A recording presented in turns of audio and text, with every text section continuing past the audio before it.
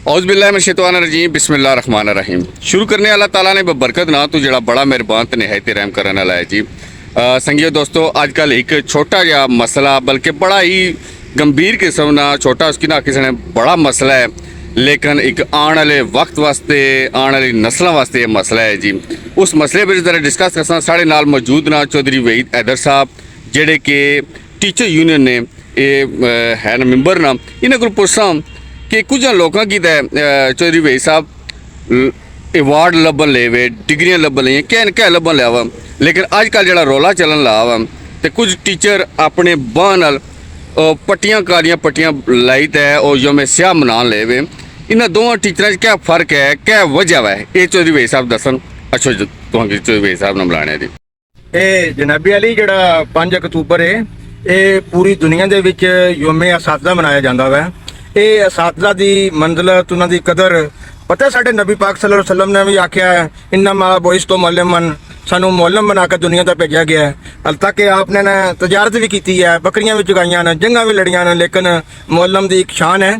ਤੇ ਪੂਰੀ ਦੁਨੀਆ ਜਿਹੜੀ ਤਰੱਕੀ ਯਾਫਤਾ ਮੁਲਕ ਹੁੰਦੇ ਨੇ, ਜਰਮਨੀ, ਜਾਪਾਨ, ਉੱਥੇ ਅਸਾਤਜ਼ਾ ਨੂੰ ਮਰਾਦ ਦਿੱਤੀਆਂ ਜਾਂਦੀਆਂ ਨੇ, ਲੇਕਿਨ ਪਾਕਿਸਤਾਨ ਦੇ ਵਿੱਚ ਕੋਈ ਇਸ ਤਰ੍ਹਾਂ ਦੀ ਗੱਲ ਨਹੀਂ।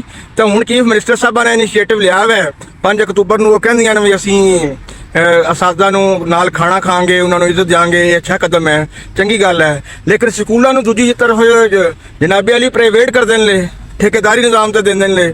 ਤਾਲੀਮ ਇੱਕ ਐਸੀ ਚੀਜ਼ ਹੈ ਜਿਹੜੀ ਵੇਚਣ ਨਹੀਂ ਹੁੰਦੀ। ਕੁਝ ਚੀਜ਼ਾਂ ਜਿਹੜੀਆਂ ਨੇ ਉਹ ਅਨਮੋਲ ਹੁੰਦੀਆਂ ਨੇ। ਤਾਲੀਮ ਹੈ ਜਿਹੜੀ ਇਹ ਅਨਮੋਲ ਜੀ ਚੀਜ਼ ਹੈ। ਇਹ ਸਾਡੇ ਅੱਗੇ ਜਿਹੜੇ ਅਸੀਂ ਵਜ਼ੀਰ ਆਲਾ ਕਹੇ ਰਿਕਵੈਸਟ ਕਰਨੇ ਆ ਪਏ ਅਸੀਂ ਭਈ ਇਹ ਜਿਹੜੇ ਸਾਡੇ 2% ਬੱਚੇ ਜਿਹੜੇ ਪੜ੍ਹ ਲੈਂਦੇ ਇਹ ਗਰੀਬ ਇਹਨਾਂ ਦੀਆਂ ਫਿਰ ਵਰਦੀਆਂ ਵੀ ਪ੍ਰਾਈਵੇਟਾਂ ਦੀਆਂ ਹੋ ਜਾਣਗੀਆਂ। ਇਹ ਕਿਤਾਬਾਂ ਕਿੱਥੋਂ ਲੈਣਗੇ, ਇਹ ਕਿਸ ਤਰ੍ਹਾਂ ਤਾਲੀਮ ਕਰਨਗੇ। ਮੇਰਾ ਇੱਕ ਦੁਕਾਨਦਾਰ ਦਾ ਬੱਚਾ, ਮੇਰਾ ਮਜ਼ਦੂਰ ਦਾ ਬੱਚਾ, ਰੇੜੀ ਬਾਨ ਦਾ ਬੱਚਾ, ਉਹ ਤਾਲੀਮ 'ਚ ਮੁਸ਼ਕਿਲ ਉਹਨੂੰ ਪੇਸ਼ ਆਵੇਗੀ। ਇਸ ਵਾਸਤੇ ਅਸੀਂ ਚੀਫ ਮਿਨਿਸਟਰ ਅੱਗੇ ਤੇ ਜਿਹੜੇ ਐਜੂਕੇਸ਼ਨ ਮਿਨਿਸਟਰ ਨੇ ਇਹਨਾਂ ਅੱਗੇ ਹੱਥ ਜੋੜ ਕੇ ਅਰਜ਼ ਕਰਨੇ ਆ, ਗੁਜ਼ਾਰਿਸ਼ ਕਰਨੇ ਆ ਕਿ ਰਿਆਸਤ ਸਾਡੀ ਮਾਂ ਹੁੰਦੀ ਹੈ, ਮਾਂ ਬੋਲੀ ਹੈ, ਇਸ ਕਮੀੜ 'ਚੋਂ ਅਸੀਂ ਉੱਠੇ ਆ, ਇਹ ਸਾਡੀ ਮਾਂ ਧਰਤੀ ਹੈ ਤੇ ਤਾਲੀਮ ਨੂੰ ਠੇਕੇਦਾਰੀ ਨਿਜ਼ਾਮ ਦਾ ਨਾ ਲਿਆਵੋ। ਇਹ ਜਨਾਬ ਸਾਡੀ ਬੜੀ ਪੁਰਜ਼ੋਰ ਅਪੀਲ ਹੈ ਤੇ ਤੁਸੀਂ ਜਨਾਬ ਇਹ ਕਾਮੇ ਵਾਲਾ ਤੱਕ ਸਾਡੀ ਇਹ ਗੱਲ ਪਹੁੰਚਾਓ। ਤੁਹਾਡਾ ਬਹੁਤ ਸ਼ੁਕਰੀਆ, ਤੁਹਾਡੀ ਬਹੁਤ ਮਿਹਰਬਾਨੀ जी। इस टाइम साढ़े नाल चौधरी राशिद साहब ना टीचर यूनियन ने ये भी सरकर्दा ना मैंबर ना मुतहरक मैंबर ना, इन्हें को एक सवाल पूछा कि चौधरी साहब जेड़ा कि तुसा 5 अक्तूबर जिला जलम विच जेड़ा तुसा करने पे हो एहतजाज, पुरअमन एहतजाज, उसने वाले ने तुसा क्या प्लानिंग है वो प्लीज दसो। काला दिन बनाया जाएगा इस वास्ते है कि साडी तालीम दा जेड़ा जिम्मेदार हुंदा है साडी रियासत होंदी है। साडी रियासत दा साडा आर्टिकल 5 भी ये कहता है जो बच्चा 5 साल का है और उसकी उम्र 16 साल तक होगी, उसकी जिम्मेदारी जड़ी होंदी है वो गौरमेंट दी होंदी है। सेहत और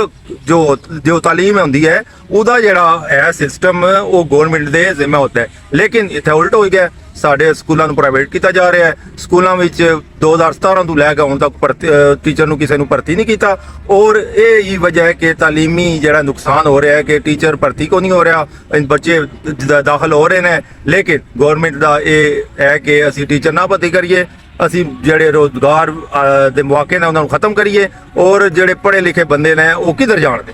ਅਗਰ ਗਵਰਨਮੈਂਟ ਇਹਨਾਂ ਸਕੂਲਾਂ ਨੂੰ ਪ੍ਰਾਈਵੇਟ ਕਰ ਦੇ ਦੀ, ਜਿਹੜੇ ਹੁਣ ਅਸੀਂ teacher MA BEd MPhil PhD ਇਹਨਾਂ ਨੂੰ ਇਹ ਖਤਮ ਕਰਕੇ ਇਹਨਾਂ ਦਾ ਦਿਲ ਹੈ ਕਿ ਅਸੀਂ ਜਿਹੜੇ ਪ੍ਰਾਇਮਰੀ ਟੀਚਰ ਨੇ, ਮੈਟ੍ਰਿਕ ਪਾਸ ਟੀਚਰ, FA ਪਾਸ, ਉਹਨਾਂ ਨੂੰ ਲਿਆ ਕੇ ਇਹਨਾਂ ਦੇ ਹਵਾਲੇ ਕਰਨ ਤਾਂ ਕਿ ਇਹਦਾ ਜਿਹੜਾ ਤਾਲੀਮ ਦਾ ਜਿਹੜਾ ਸਿਸਟਮ ਹੈ ਉਹ ਤਬਾਹ ਹੋਵੇ। ਲੇਕਿਨ ਅਸੀਂ ਇਹ ਇਨਸ਼ਾਅੱਲਾ ਨਾ ਤਬਾਹ ਹੋਣ ਦੇਣ ਲਈ ਅਸੀਂ ਵਾਲਿदैन ਦੇ ਨਾਲ ਖੜੇ ਹਾਂ। ਬੱਚੇ ਸਾਡੇ ਜਿਹੜੇ ਨੇ ਉਹ ਵਾਲਿदैन ਨਾਲ ਸਾਡੇ ਨਾਲ ਖੜੇ ਨੇ ਔਰ ਉਹ ਹਰ ਦਮ ਸਾਡੇ ਜਿਸ ਵੇਲੇ ਵੀ ਅਸੀਂ ਇਹਨਾਂ ਸਕੂਲਾਂ ਨੂੰ मजीद अगर कोई इस तरह का कोई प्रोग्राम बने हुकूमत का असी डट के मुकाबला करा। जी चौधरी साहब एक सवाल है तुसा गया कि मैं 5 अक्तूबर ने हवाले ना गल करना कि क्योंकि तुसा बार बार ये कह रहे हो कि पुरअमन एहतजाज है, ठीक है, पुरअमन एहतजाज च तुसा के हिकमत अमली है, किस तरह तुसा कर, जिस तरह कि तुसा एक एहतजाज पिछले साल मशहूर होया सी छतरियां ने हवाले नाल, उस तरह की कोई है तुहानी हिकमत अमली? जी बिल्कुल, ये आपका सवाल बिल्कुल जेन्युइन सवाल है जो आपने किया है कि हम जमहूरी लोग हैं, असी जड़ा भी काम करना है जमहूरी तरीके नाल पुरअमन रह के करना है।